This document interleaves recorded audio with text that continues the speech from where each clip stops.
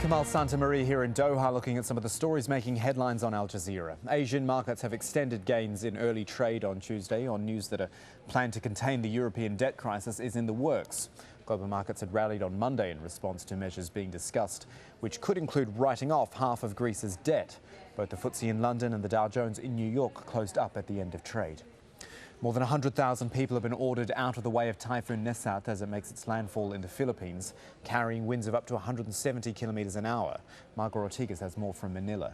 It's been a very windy start to a Tuesday morning here, but weather forecasters have said that the storm is actually much weaker than earlier anticipated. The gusts are still reaching 140 kilometers per hour, but it is already crossing the northern part of the Philippines and is expected to be away from land by Tuesday afternoon. So in a good 8 hours, they say the storm should be back out at sea. However, of course, it has caused the damage that it was expected to.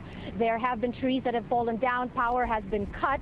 Flash floods are expected in some of the areas, not just in Metro Manila, but also in the rural areas where there are some mountain ranges. And the Bolivian President Evo Morales has suspended a controversial road project following fierce protests by indigenous people. Defense Minister Cecilia Chacon resigned over the government's crackdown on protesters. On Sunday, some 500 officers fired tear gas and arrested a group protesting plans to build a road through a rainforest. Just some of the stories we're looking at here on Al Jazeera, the latest on those and plenty more at aljazeera.net/English.